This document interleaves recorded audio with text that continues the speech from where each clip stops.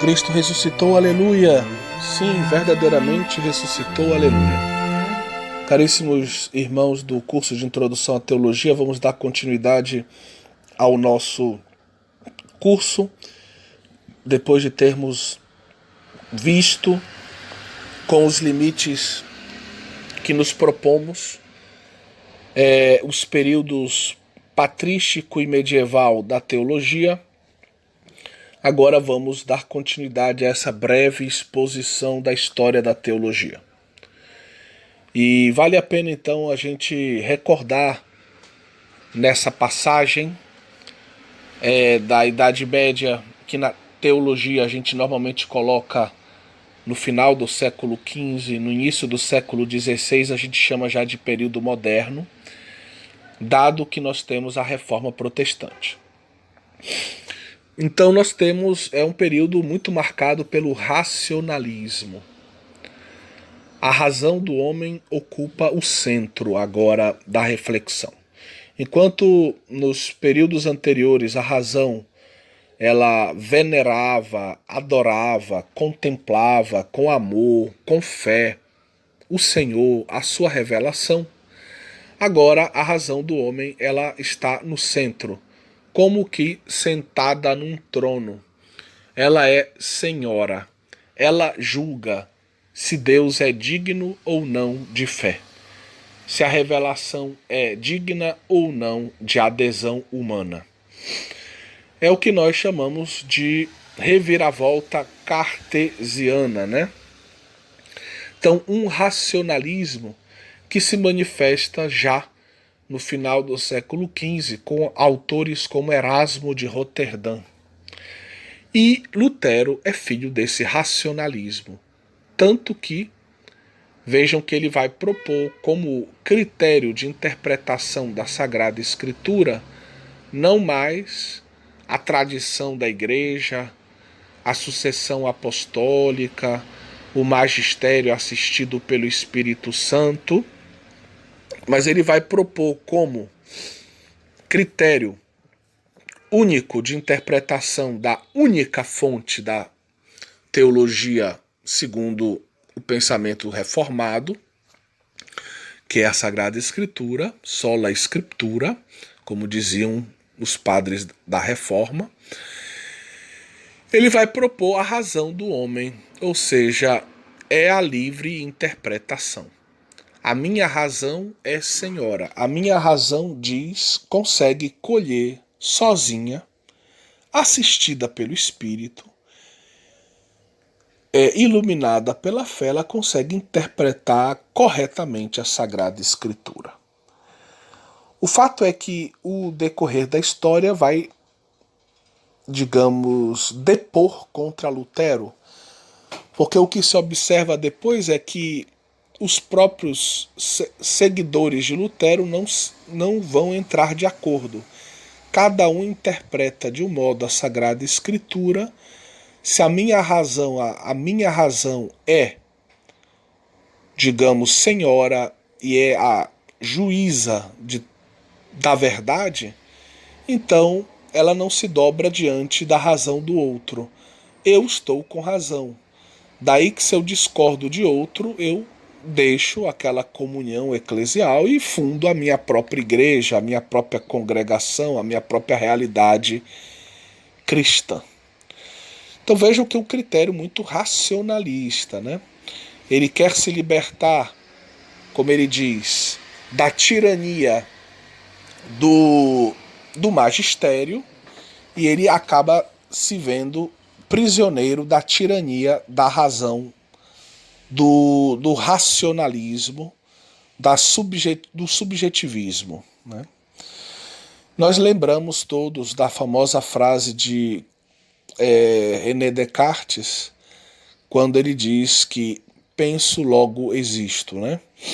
Que é, vamos assim dizer, um ícone dessa tendência de pensamento muito marcada pelo racionalismo e que vai fazer escola no Ocidente.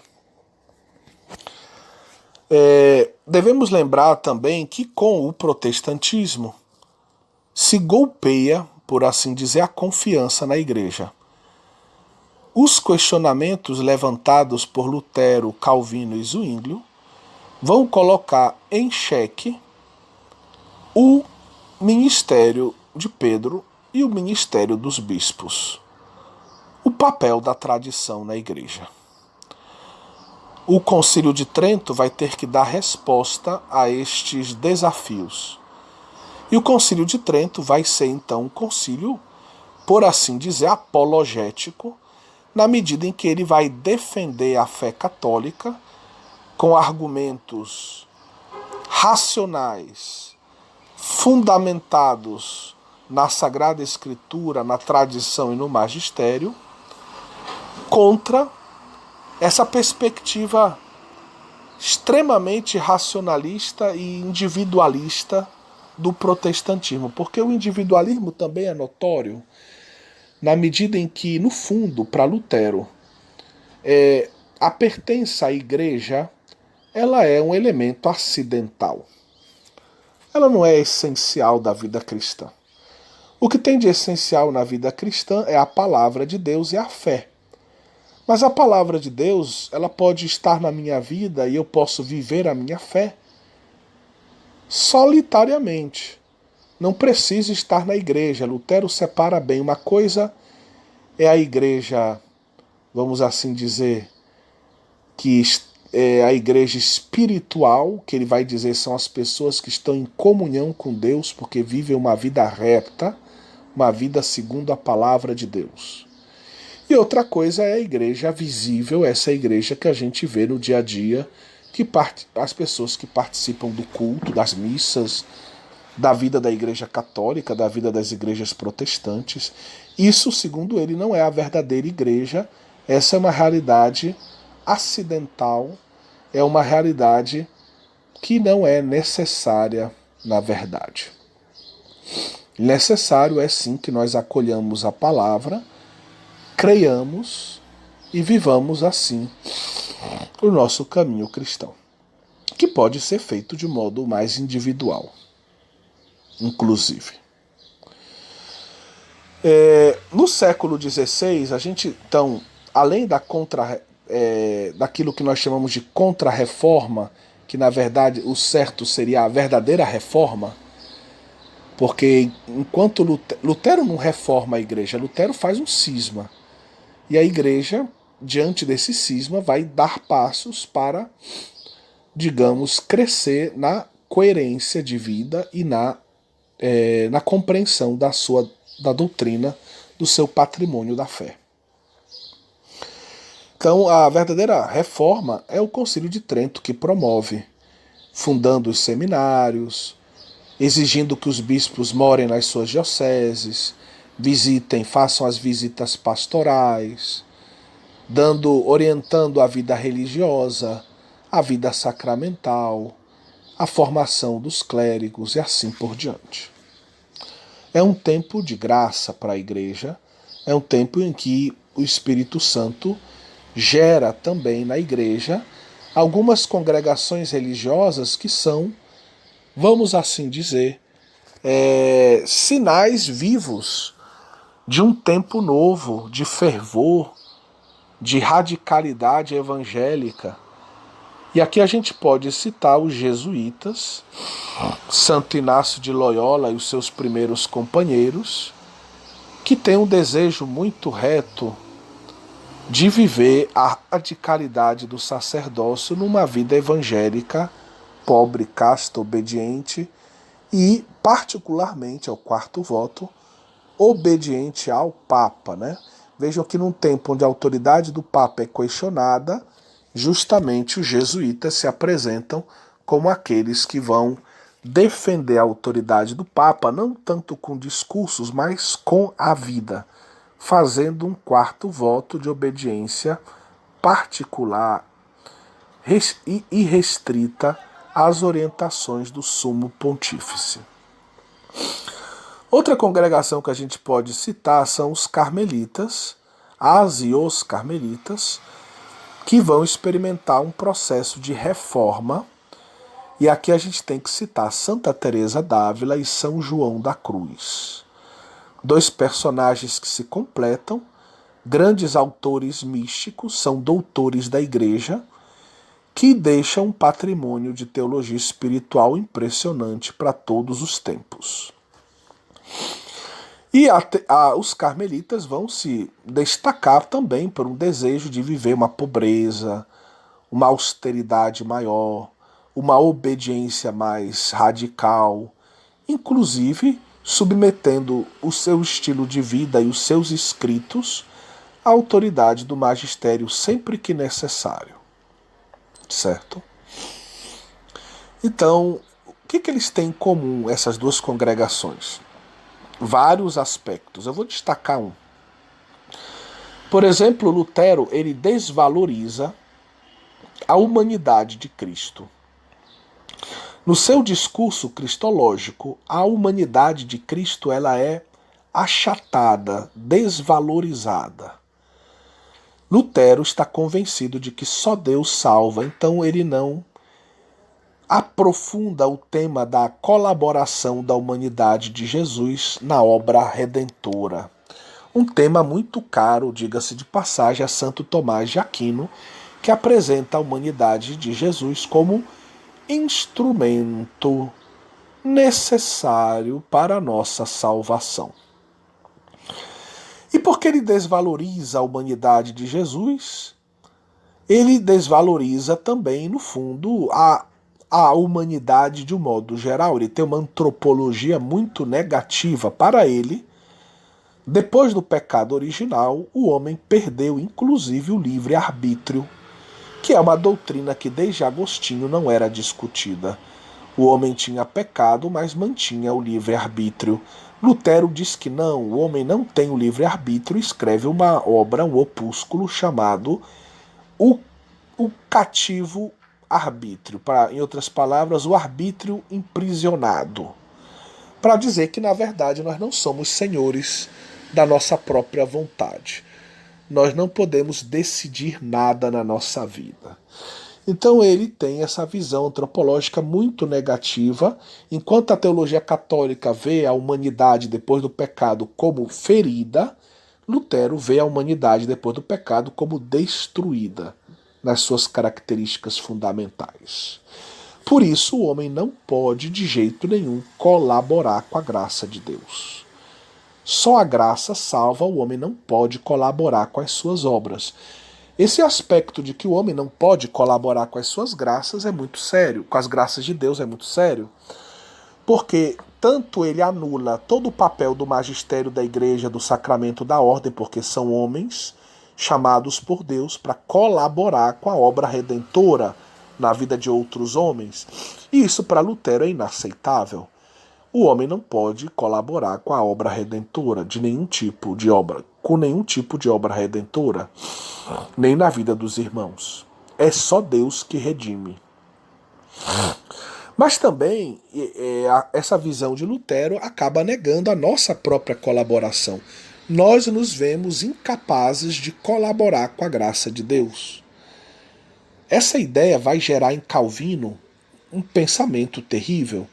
Calvino vai chegar a elaborar o seguinte pensamento: já que o homem não pode colaborar com a graça, então o que se explica? O que explica o homem se salvar ou não? Se ele não colabora, se não depende do livre-arbítrio, porque a nossa doutrina católica é essa. Jesus quer que todo mundo se salve.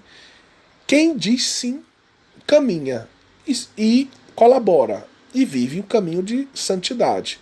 Quem diz não, vai para a direção contrária da vontade de Deus. Mas vejam que para Lutero e Calvino isso não é possível. Eu não posso dizer sim nem não, absolutamente. Então, para eles, se Deus age na minha vida, eu sou como uma espécie de jegue. Deus, ele monta nesse jeguezinho, que sou eu, e me leva para a direção da salvação. Mas se o demônio montar em mim antes de Deus, aí o demônio me monta nesse jeguezinho que sou eu e me leva para a direção do inferno. Calvino vai dizer que é o único modo de explicar por que algumas pessoas se salvam e outras não. Ele vai falar da predestinação, numa visão muito distinta da católica, dizendo que Jesus, no fundo, não morreu por todo mundo, morreu só pelos eleitos. Os eleitos são os jegues nos quais Deus age e leva para o céu. Os não eleitos, aqueles pelos quais Jesus não morreu, por assim dizer, são aqueles que são como jegues montados pelo diabo. É absurda a ideia, eu sei, mas esse é o pensamento de Calvino, que se baseia numa evolução das ideias de Lutero. É muito triste a gente ver líderes cristãos chegando a esse ponto. Pois bem, vejam que Santa Teresa e São João da Cruz, Santo Inácio de Loyola tem uma visão muito diferente de Lutero. Todos eles apresentam a importância da humanidade de Jesus para a nossa espiritualidade.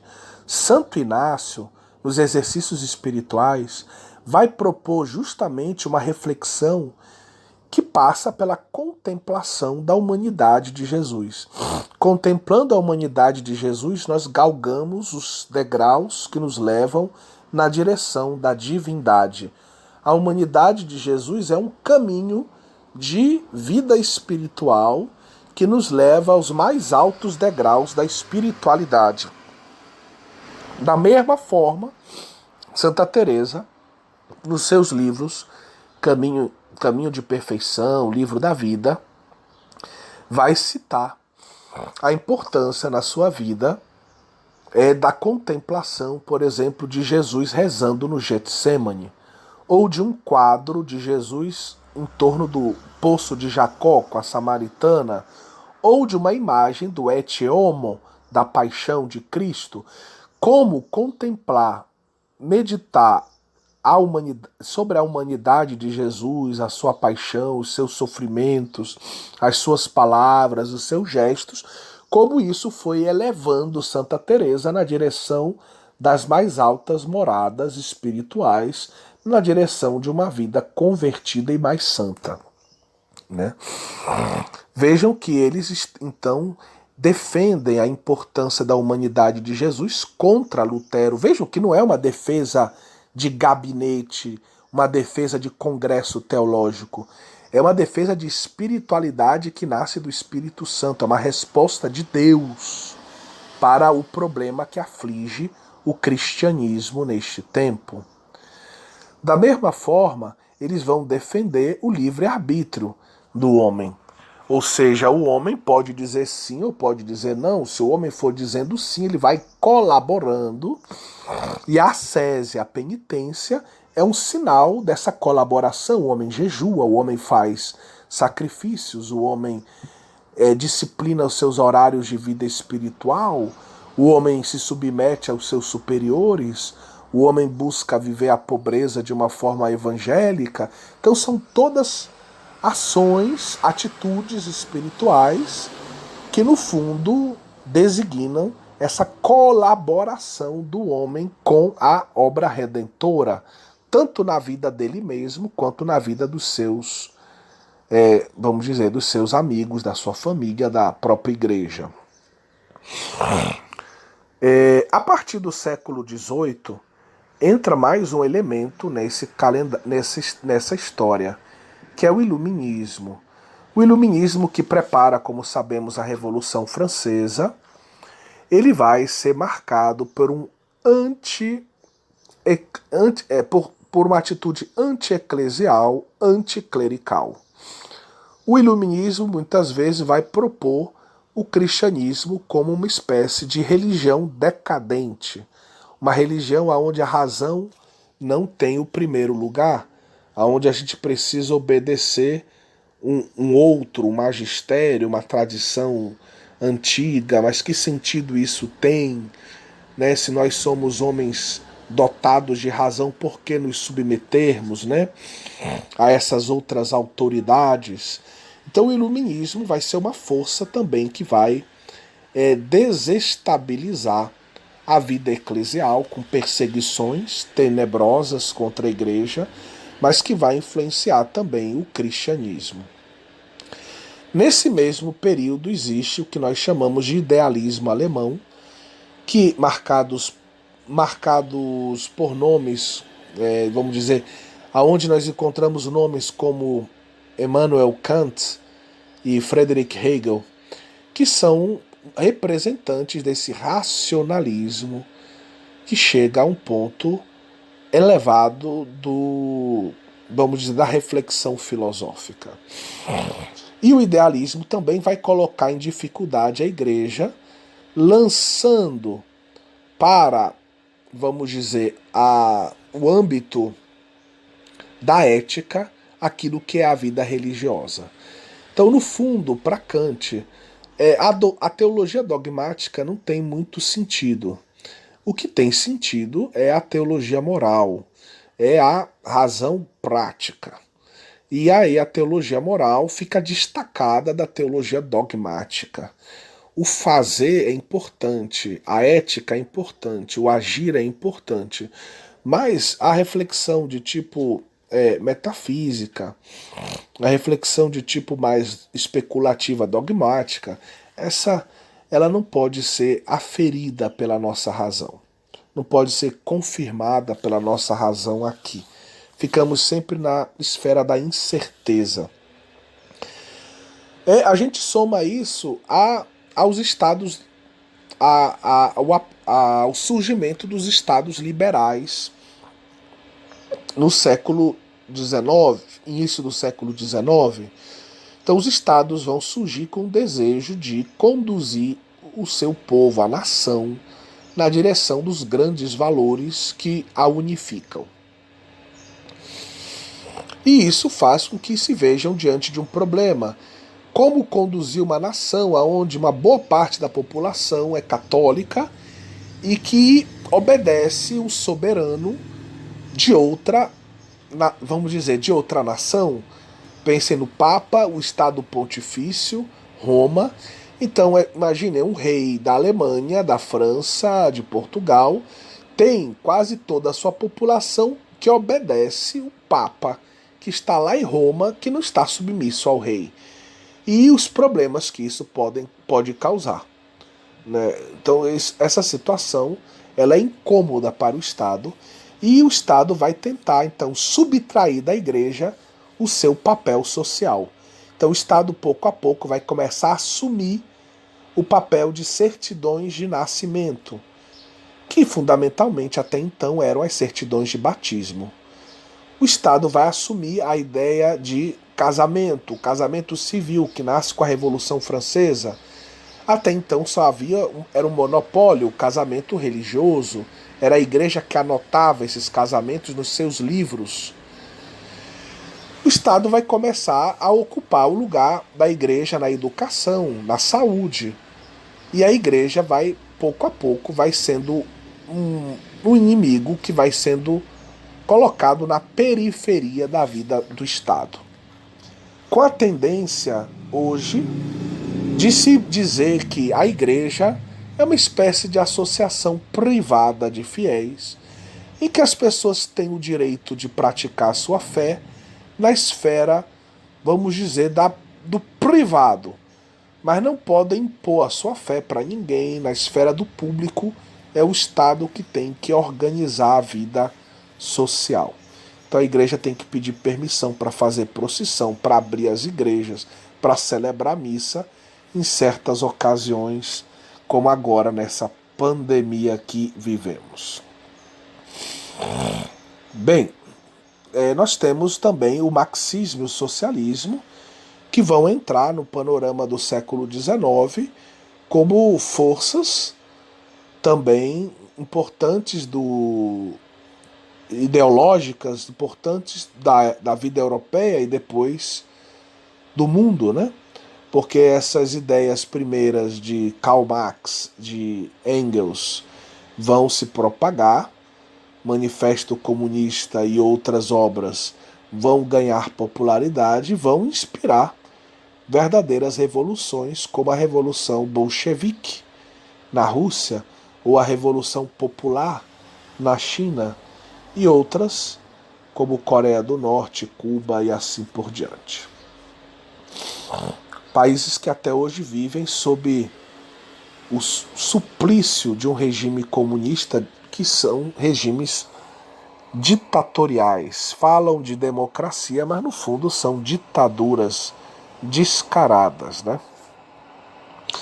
Então, marxismo, socialismo, muitos cristãos vão se deixar seduzir por esses pensamentos, porque veem neles um certo ideal de uma sociedade mais justa, de uma sociedade mais igual, de menos injustiça, de mais comunhão e de uma maior laboriosidade, de um serviço mais temporal da igreja para instaurar uma sociedade que alguns vão até chamar do reino de Deus entre nós. A teologia da libertação vai fazer exatamente isso, né?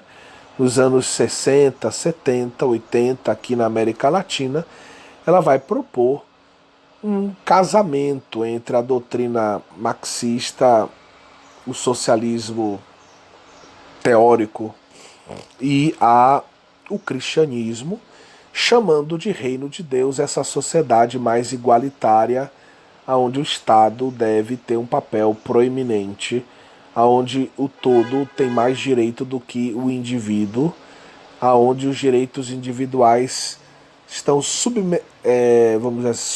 estão submetidos aos direitos da coletividade. Um outro pensamento é a psicanálise. Freud, que vai apresentar a estrutura psíquica do homem como tendo o que ele chama de subconsciente, de inconsciente, e vai dizer que boa parte da nossa, vamos dizer, vida psíquica, na verdade, está no inconsciente. E ele vai reduzir o homem fundamentalmente a pulsões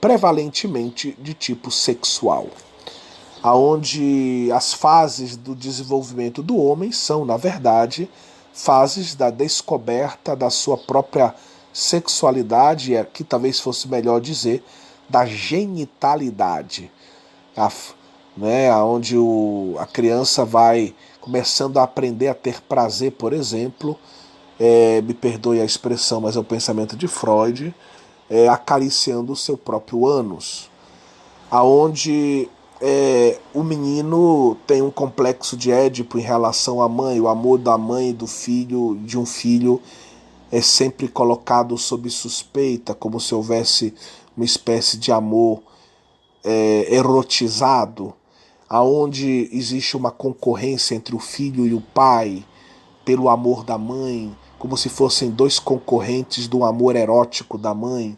São verdadeiros, me desculpe, absurdos, mas que hoje nas escolas de psicologia esse tipo de pensamento é extremamente razoável, visto como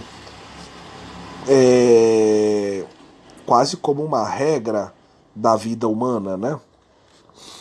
Então a psicanálise vai propor justamente um modo da gente tratar essas grandes questões do homem, deixando que fluam do inconsciente do homem todas essas energias, esses traumas, esses medos, esses desejos escondidos, mascarados. O darwinismo é um outro tipo de pensamento que vai aparentemente colocar em xeque a ideia da criação, propondo a ideia da evolução. Nós sabemos que hoje a evolução não é vista como algo contraditório à criação.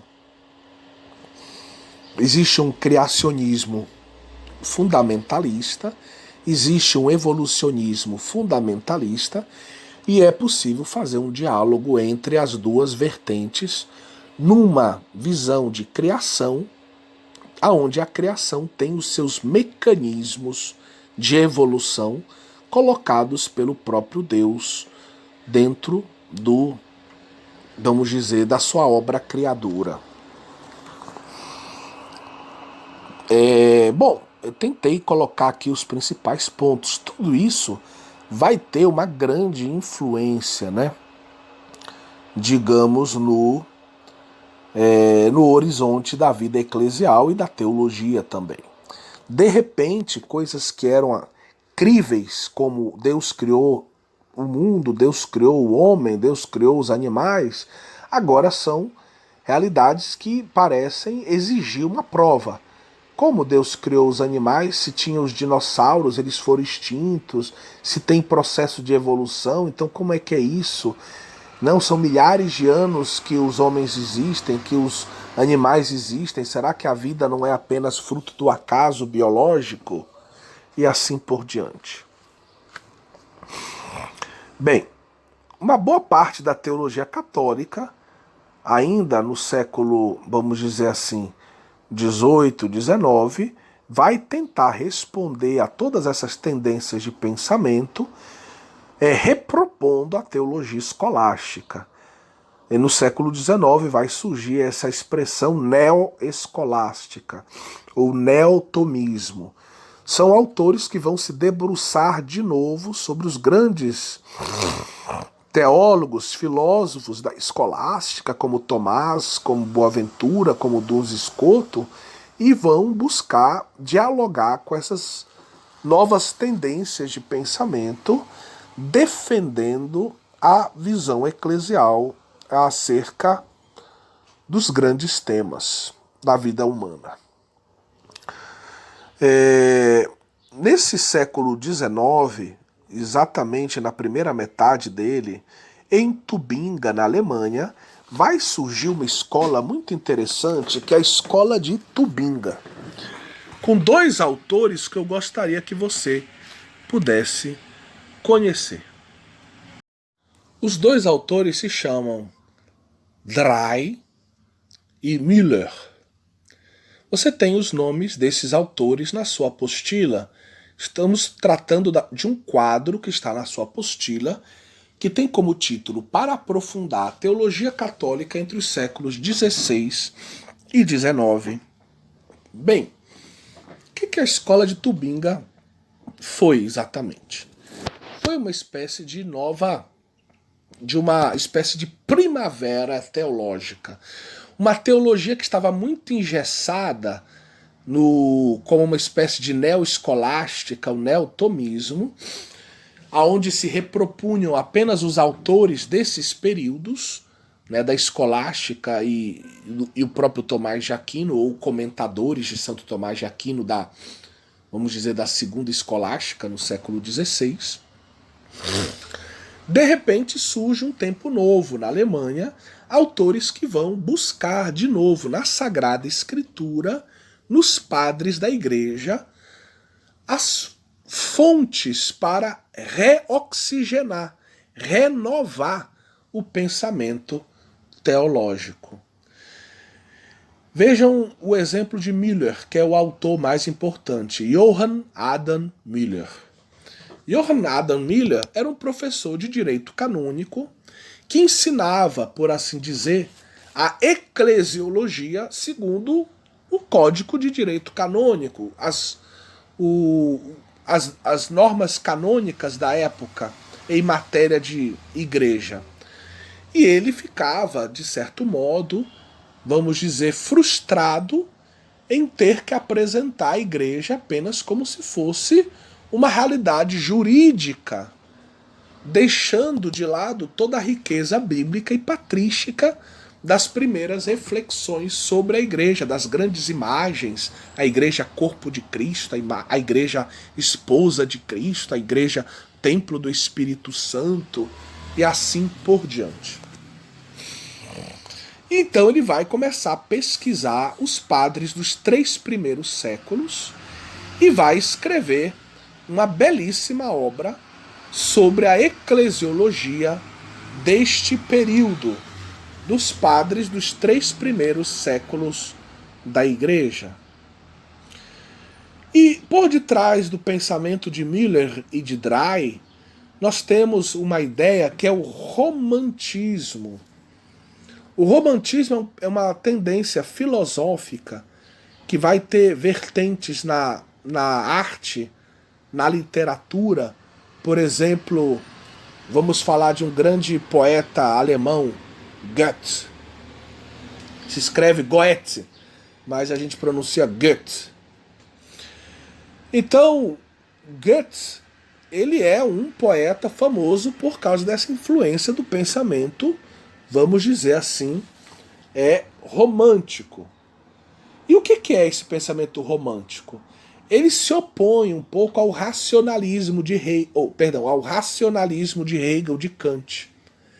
Ele vai propor uma visão do homem mais cheia de que dá mais valor para os sentimentos, para a poesia, para a imaginação do homem. O homem não é só razão e vontade. O homem é mais complexo do que isso.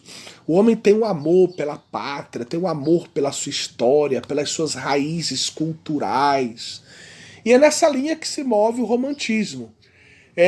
A gente nota uma espécie de nacionalismo, aonde aqueles de um país eles querem contar a sua história. Qual é a história da Alemanha? Qual é a história do Brasil? Qual é a história da Inglaterra? Essa história tem heróis. Essa história tem momentos bonitos, tem momentos difíceis, tem guerras, tem doenças, tem coisas para aprendermos, coisas para esquecermos, né? Mas a gente tem que estudar a história do nosso país. Então, muito marcada pelo nacionalismo, a importância da história. E aí aparece uma ideia que se chama em alemão Volksgeist. Volks quer dizer povo. Geist é espírito. A ideia seria o espírito do povo. Eles dizem que cada povo tem um espírito. Para você identificar o espírito de um povo, o jeito de ser de um povo, você tem que conhecer a história. A história, os reveses, as vitórias explicam por que um povo é de um jeito e não é de outro. Por que um povo é mais alegre ou mais triste, é mais fechado, é mais aberto. Então, a geografia, a história, o clima, as guerras, os grandes personagens da história, tudo vai ajudar a entender o que é o espírito do povo. Pois bem, isso tudo vai influenciar a teologia. Então, vendo a igreja como um povo, vendo a igreja como uma nação, ele vai começar a voltar lá nas raízes da história. Qual é a nossa história? A Bíblia, os padres da igreja. Então eles vão buscar a Bíblia e padres da igreja como as nossas raízes históricas. E ao estudar a Bíblia e os padres da igreja, ele vai então propor quem é o Volksgeist da igreja, o espírito do povo. E para ele, o espírito do povo é o Espírito Santo. O espírito da igreja é o Espírito Santo. E o Espírito Santo tem as suas características na sua presença e no seu agir na igreja. Ele é amor, ele gera comunhão, ele gera serviço. E assim por diante eu posso ir identificando na Sagrada Escritura e nos comentários dos padres da igreja o modo como o Espírito Santo age na vida da igreja. As características do Espírito Santo na vida da igreja. E esse Espírito é como a alma do corpo da igreja. Ele vai dizer como nós, igreja, devemos viver. O Espírito da igreja é amor, nós temos que viver no amor. O Espírito da igreja é comunhão, nós temos que viver na comunhão. O Espírito de Deus é misericórdia, nós temos que viver com misericórdia. O Espírito de Deus comunica a vida do Cristo, nós temos que viver, nos alimentar dessa vida do Cristo. E assim por diante. Então é um período muito rico de retorno às fontes, especialmente à Sagrada Escritura, aos padres da igreja, mas também, especialmente Dry, a escolástica, só que de um modo diferente daquele da neo-escolástica, do neotomismo, tá bom? Então, vamos voltar a falar sobre a escola de Tubinga depois em outros tratados da nossa teologia sistemática. Enquanto na Alemanha se desenvolve a escola de Tubinga, em Roma, como se fosse um movimento de continuidade, nós temos alguns autores que, apesar de estar em Roma, são alguns alemães, grandes mentes da teologia, que vão influenciar muito, diga-se de passagem, o panorama das universidades romanas, principalmente da Universidade Gregoriana e da Lateranense, mas também o Concílio Vaticano I. Então, na segunda metade do século XIX, vai surgir o que nós chamamos de escola romana, em torno do Colégio Romano. O Colégio Romano era o primeiro grande seminário de Roma dos jesuítas, que deu origem à Gregoriana, a Universidade Gregoriana. Então nós vamos ter autores como Passalia, como Schrader, como Franzelin. O Schrader e o Franzelin são de origem alemã, vamos dizer, de sobrenomes alemães, que também vão seguir na mesma linha dos autores de Tubinga. Eles vão, além de tudo, vão se dedicar também às línguas antigas.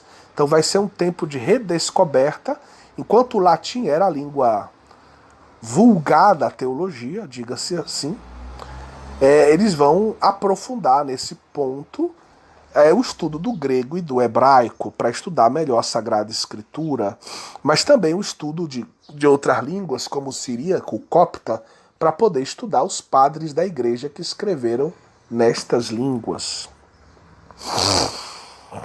Então eles vão propor também um estudo de crítica textual, aonde vai se comparar os manuscritos para ver quantos manuscritos têm uma forma, quantos manuscritos têm outra.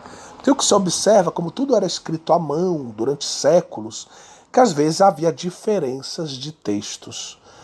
Diferenças que podiam ser explicadas porque um copista talvez tenha pulado uma frase, ou tenha tentado descomplicar o texto, mudado uma palavra. Então vão surgindo técnicas, teorias para tentar solucionar essas diferenças de textos e tentar encontrar o texto mais antigo, o texto original, aquele texto do qual a gente deve fazer as nossas traduções para as línguas modernas. Esses autores, então, como eu disse, vão influenciar diretamente o Concílio Vaticano I. E no âmbito da eclesiologia, eles vão propor, assim como Johann Adam Müller, uma imagem da igreja como mais importante de todas, à luz da Sagrada Escritura e dos padres.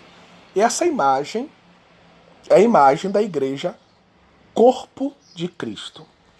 Então, nesse período, a igreja, a grande imagem usada para se falar da eclesiologia é a igreja corpo de Cristo.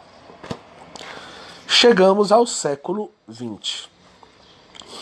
No início do século XX, nós temos um verdadeiro despertar da teologia católica, especialmente no campo positivo, com os estudos de exegese.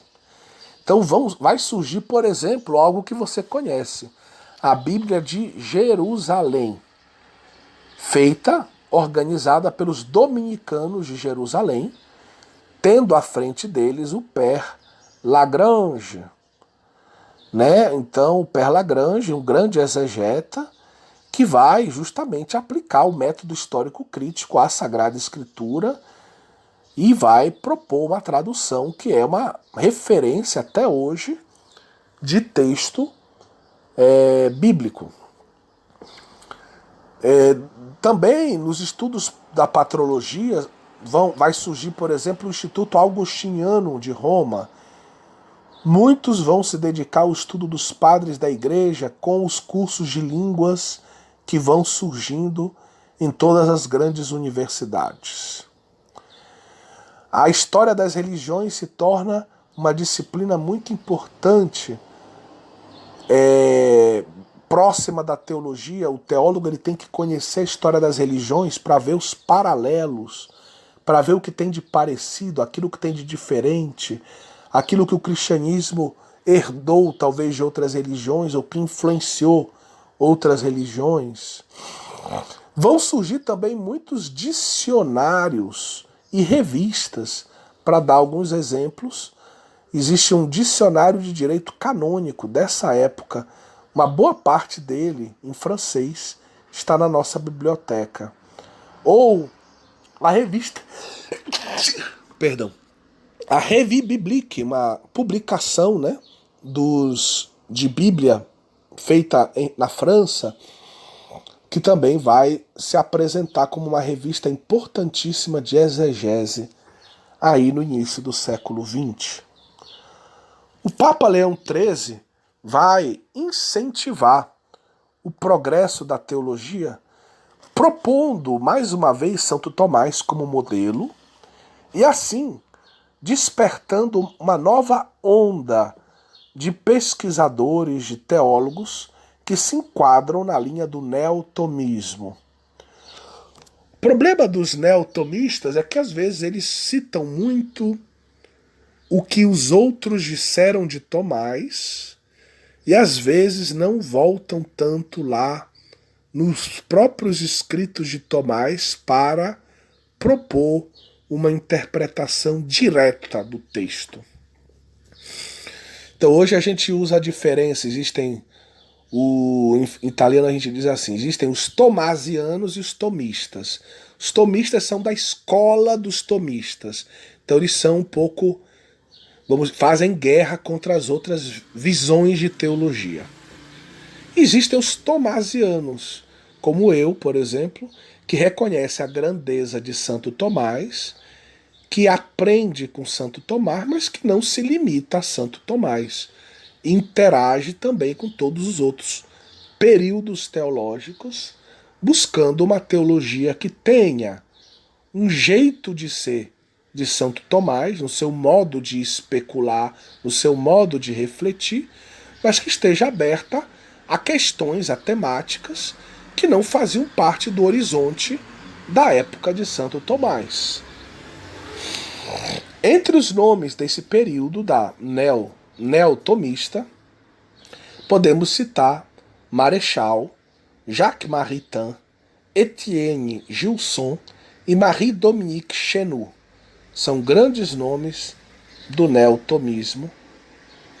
Gilson tem várias obras dele traduzidas em português, da mesma forma Maritain, Chenu um pouco menos, Marechal algumas obras traduzidas filosóficas.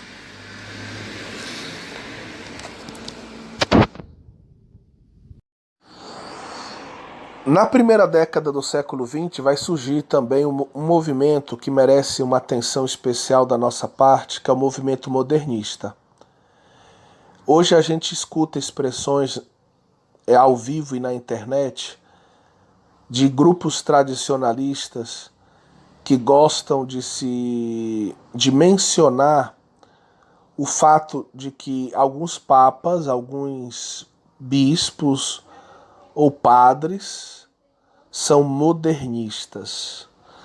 Para eles, o Concílio Vaticano é modernista, tá certo? De onde vem essa ideia, esse pensamento? Esse pensamento vem lá do início do século XX, com essa tendência teológica que busca adaptar, por assim dizer, o catolicismo tradicional com as suas fontes, com o seu magistério, com a sua tradição, ao pensamento moderno. Porém, naqueles pontos onde existe uma divergência, e quando eu falo de pensamento moderno, você pode imaginar evolucionismo, darwinismo, marxismo, você pode pensar na psicanálise, você pode pensar no racionalismo, cientificismo, tá bom? Então, eles tendem a adaptar o catolicismo tradicional ao pensamento moderno, mas, na verdade, o que eles fazem é submeter o pensamento católico às verdades da modernidade. Então eles são hiper mega otimistas em relação ao pensamento, entre aspas, científico da modernidade, e para eles essa verdade científica ela deve reorientar o pensamento eclesial. Ela deve reorientar as práticas eclesiais. Ou seja, nesse encontro entre catolicismo tradicional e pensamento moderno, no modernismo, não há dúvidas, quem tem que se dobrar é o catolicismo. Abrir mão da sua tradição e se modernizar, acolhendo de um modo acrítico, ou seja, não crítico, o pensamento da modernidade como se fosse verdade absoluta, num otimismo quase ingênuo. É interessante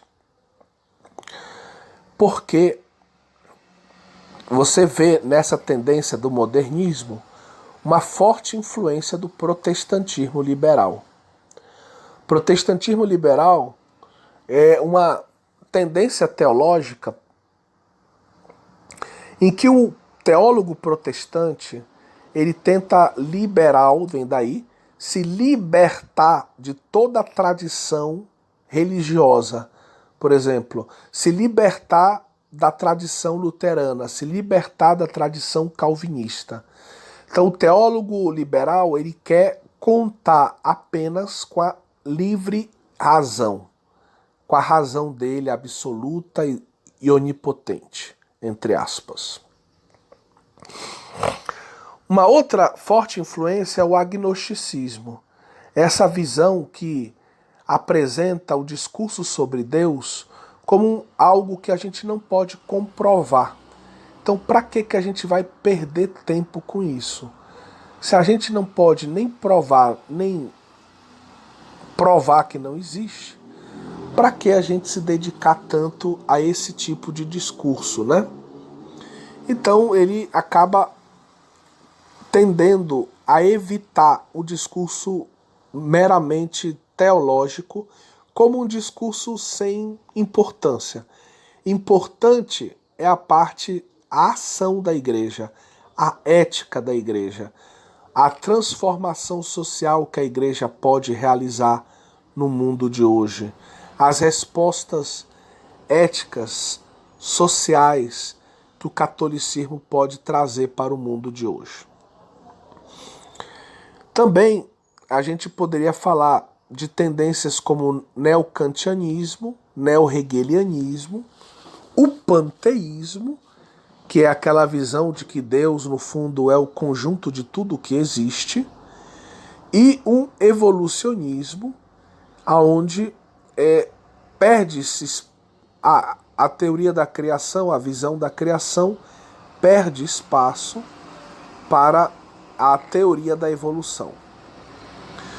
Nesse período tem um teólogo de Paris chamado Alfred Loisy, no Instituto Católico, que vai representar um pouco essa tendência modernista e vai escrever algumas obras realmente encarnando perfeitamente essa tendência. O Papa Pio X, muito querido dos tradicionalistas, ele vai então responder ao perigo do modernismo com dois documentos, um escrito por ele mesmo, o outro escrito pelo Santo Ofício.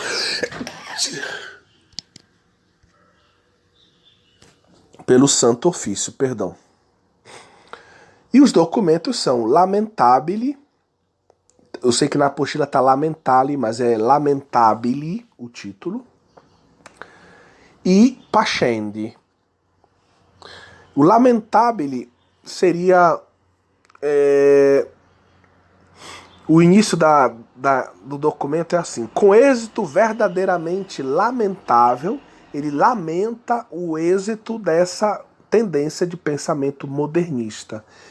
E Pascendi, o início do documento diz assim: apacentar o rebanho do Senhor. Então ele recorda a missão do Papa para dizer por que ele vai intervir na matéria ligada ao modernismo.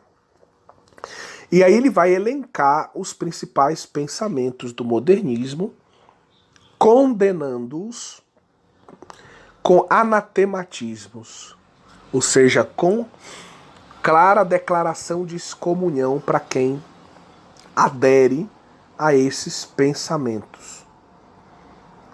De certa forma, esses discursos do Papa, vamos dizer, essas intervenções do Papa, vão ser as últimas com esse estilo de anatematismo.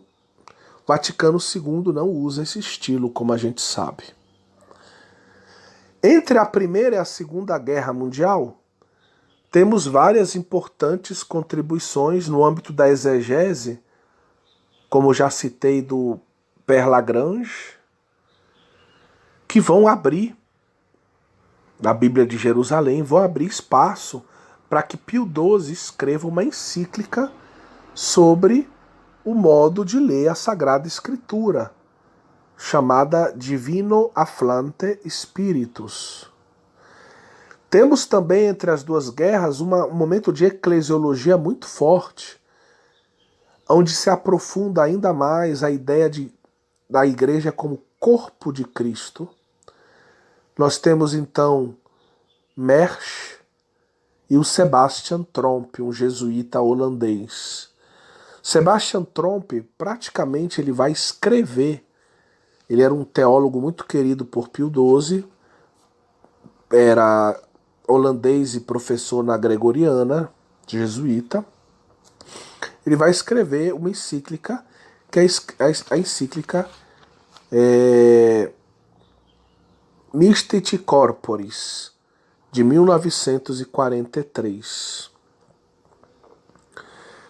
Depois nós temos, um pouco mais adiante, nos anos já 50, nós temos uma escola que nasce muito boa na França, de teólogos que a gente normalmente chama Nouvelle Théologie, ou Nova Teologia em francês, Nouvelle Théologie. E a Nouvelle Théologie é um pouco como a escola de Tubinga. Eles vão retornar às fontes, estudar de novo os padres da igreja, estudar de novo os textos originais. Vai surgir uma coleção de patrística chamada Sources Chrétiennes, que eu mandei no slide para vocês. Você pode ver que dentro dos slides que falam do período patrístico, tem um slide que apresenta essa coleção Fontes Cristãs em português, que é uma coleção de publicações bilíngues, texto original em latim ou grego e a tradução em francês do lado.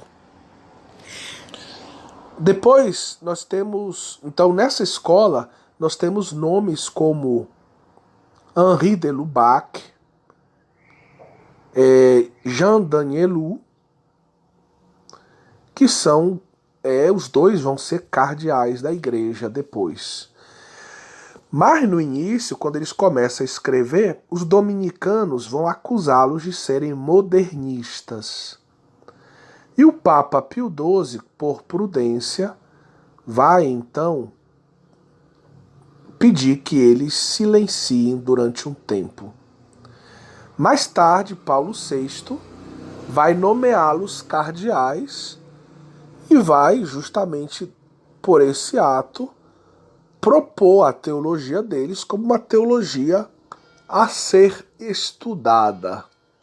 A gente não deve absolutizar, mas também não devemos anatematizar, excomungar o pensamento da Nouvelle Théologie, que vai influenciar muito o Concílio Vaticano II. Lá em Lyon, na França, Lyon, onde vai ter um instituto católico, onde eles vão ensinar,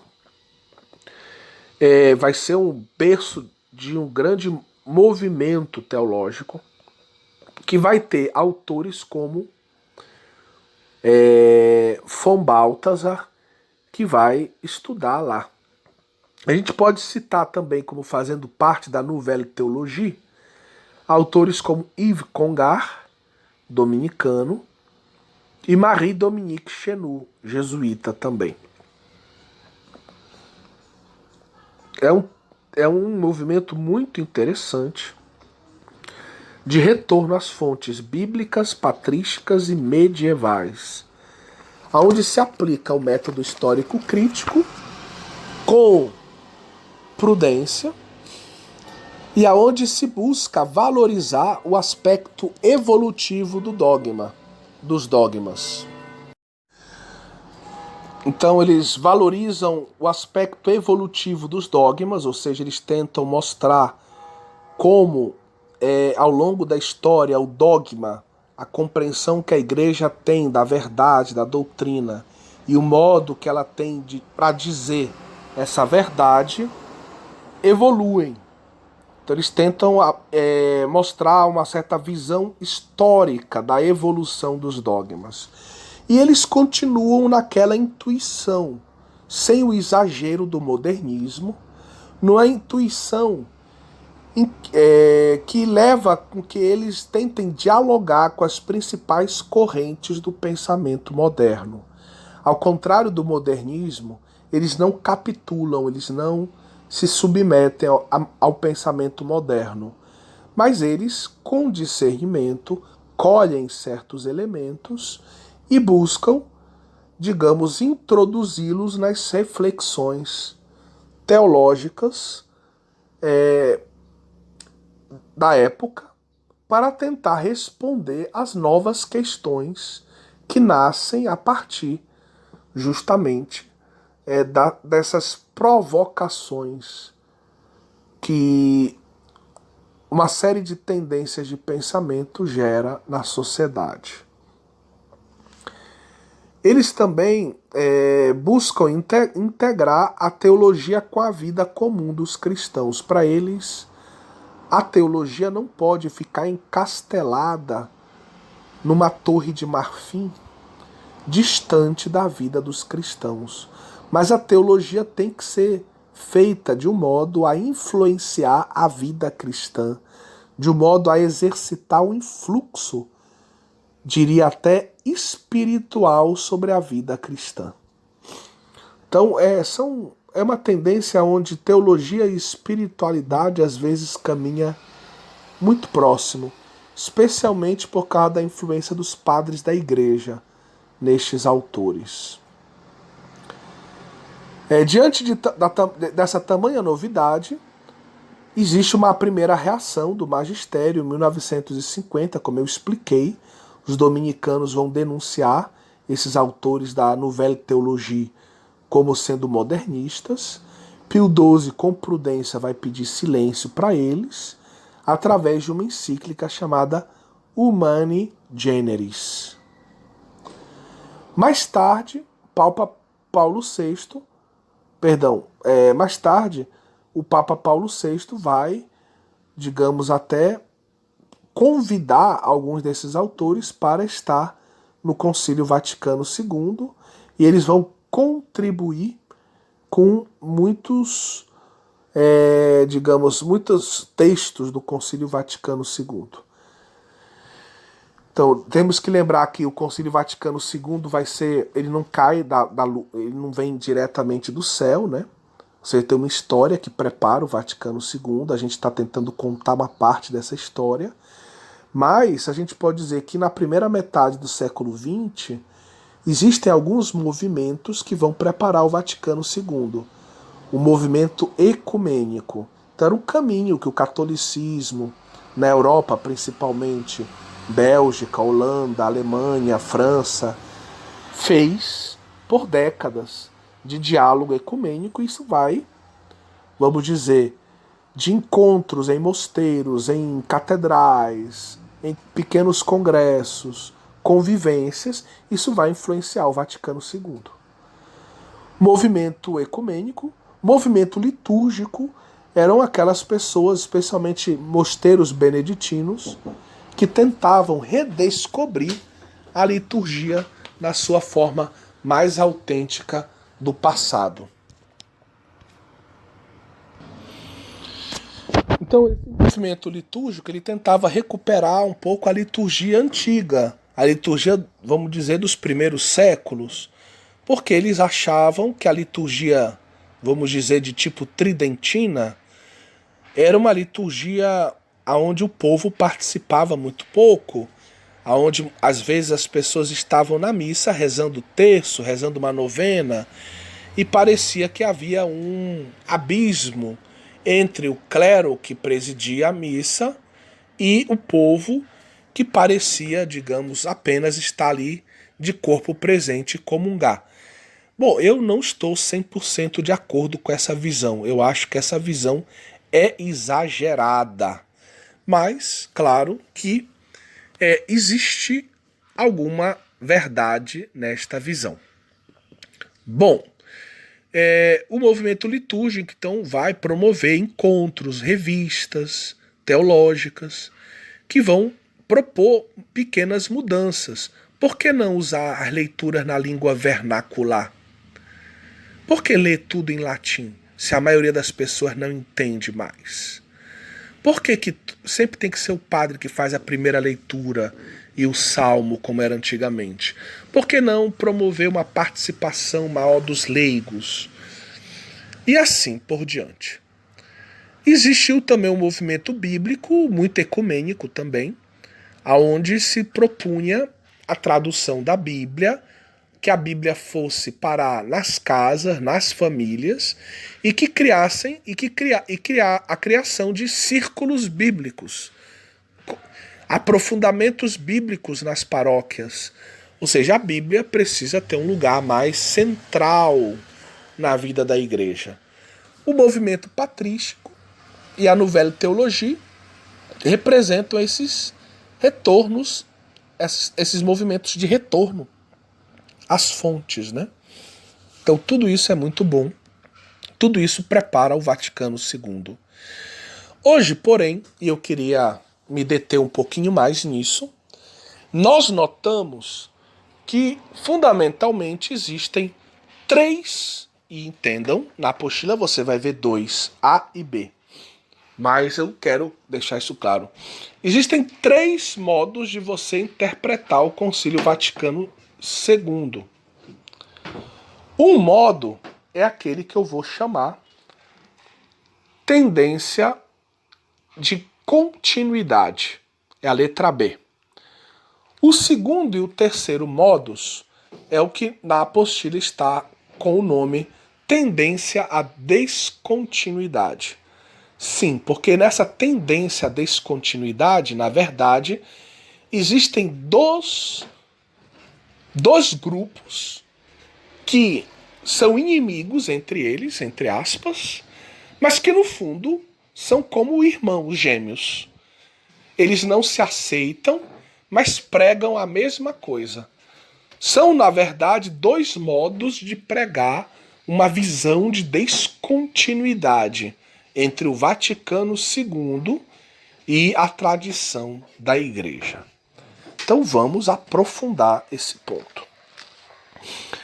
Existe então uma tendência a sublinhar a descontinuidade entre a doutrina do Concílio Vaticano II e a tradição precedente, aonde muitas vezes se usa a expressão espírito do Vaticano II para dizer essa novidade radical que o Vaticano II trouxe, que foi, assim alguns dizem, uma verdadeira revolução total.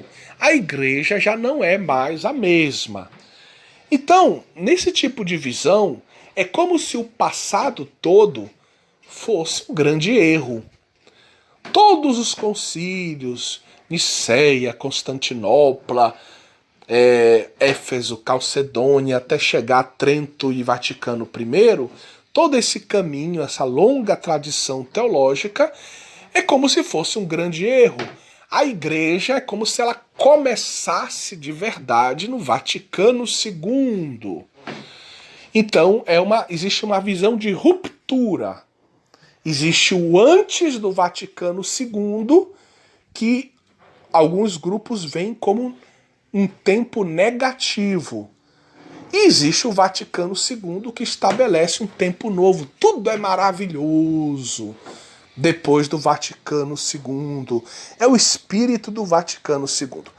Essa visão é muito perigosa, porque na teologia hoje tem muita gente que diz assim: basta estudar a Bíblia e o Vaticano II. Para que eu vou estudar a história da teologia?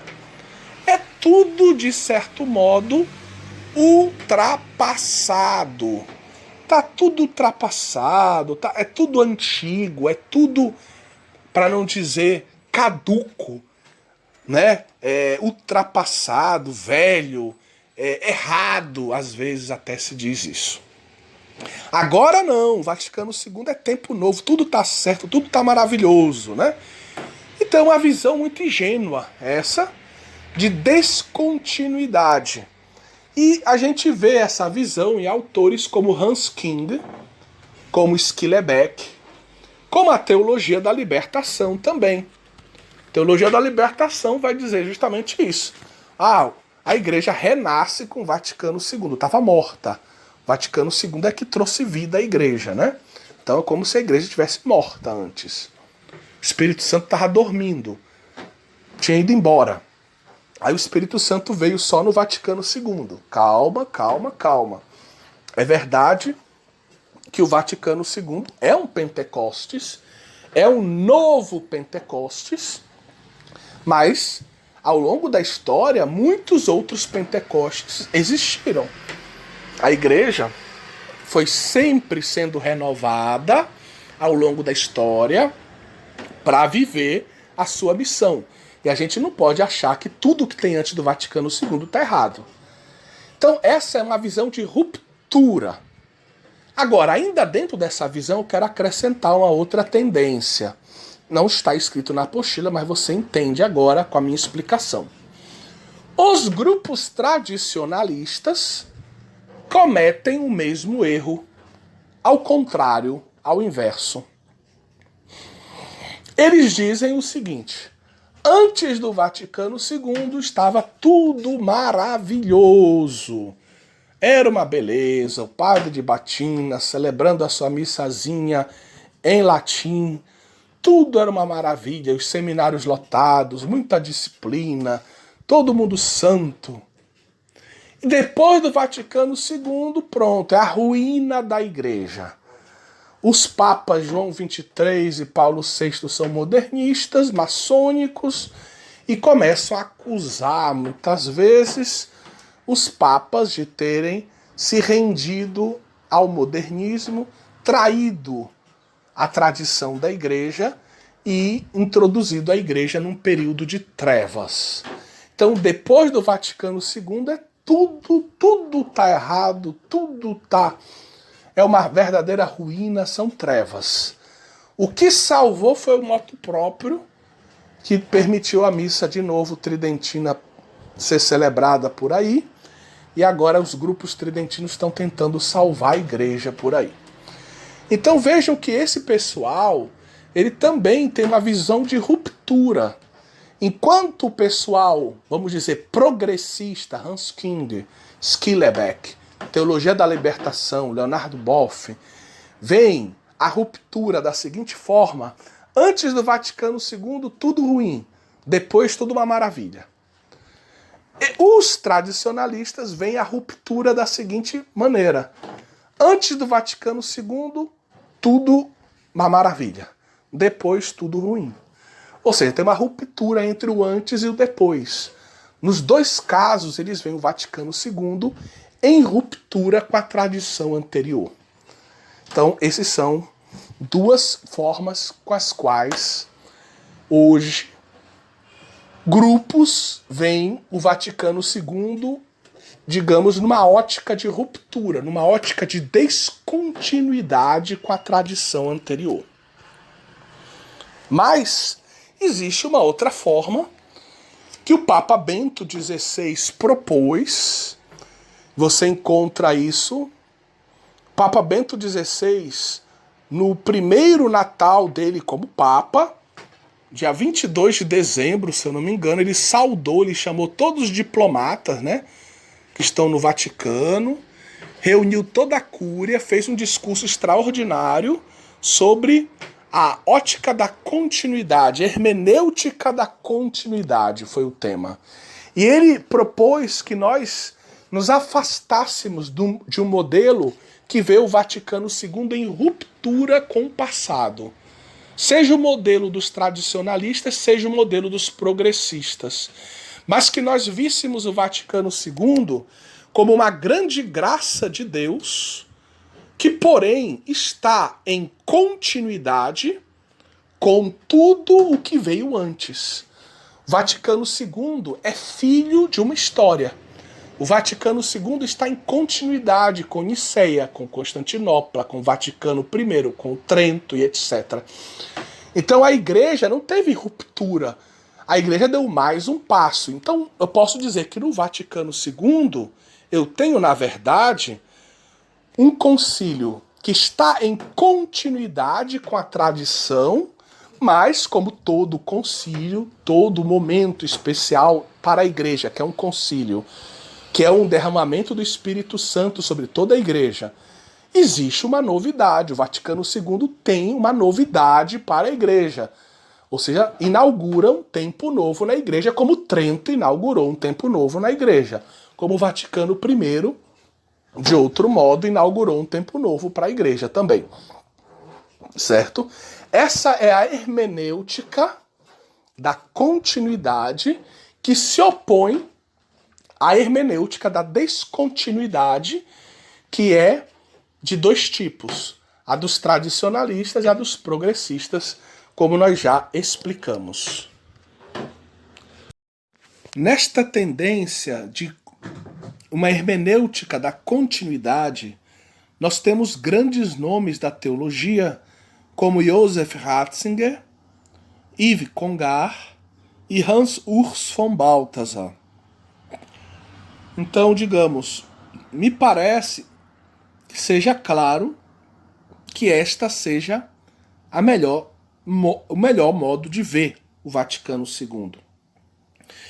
Nessa hermenêutica da continuidade, ninguém quer tirar a novidade do Vaticano II, mas se quer equilibrar continuidade e novidade.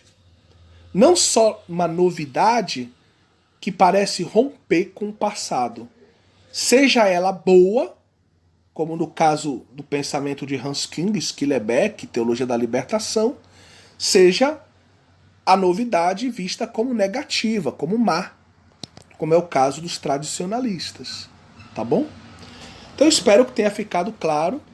Eu vou mandar para vocês ainda algumas fotografias de um quadro com alguns esquemas sobre este último ponto que nós estamos citando aqui nessa nossa aula. Deus abençoe a todos, estudem. Espero que tenha sido útil essa nossa aula de hoje. Confiamos tudo à Virgem Maria. Ó Maria concebida sem pecado, rogai por nós que recorremos a vós. Vejam no quadro o esquema que nós apresentamos. Hermenêutica da descontinuidade. Nós colocamos uma reta que vai de Cristo, do seu lado esquerdo, até hoje. E no meio dela, você vê alguns pontos que a gente destacou, concílios. Niceia, Constantinopla. Depois colocamos alguns pontinhos para dar ideia dos outros concílios. Trento, Vaticano I, Vaticano II. O que é que essa hermenêutica da descontinuidade propõe? Uma ruptura que acontece no Vaticano II. Então, existe uma ruptura entre o depois e o antes. E essa ruptura fica clara na tabela que a gente colocou em azul. Dois grupos falam dessa ruptura. Os progressistas, antes do Vaticano II, estava tudo errado. Depois, tudo certo. Os tradicionalistas é o contrário. Antes estava tudo certo, depois tudo errado. Nesse novo quadro, você vê agora a hermenêutica da continuidade. De novo, numa reta, nós vamos de Cristo a hoje, passando pelos concílios. Você vê o Vaticano II. E o Vaticano II é entendido na sua relação com o passado de um modo duplo. Existe uma continuidade com a tradição salutar, porque todos os concílios estão em continuidade com a tradição católica, mas existe também uma novidade própria do Espírito para que a igreja possa viver de um modo renovado a sua missão. Então, nem só em continuidade, nem só novidade.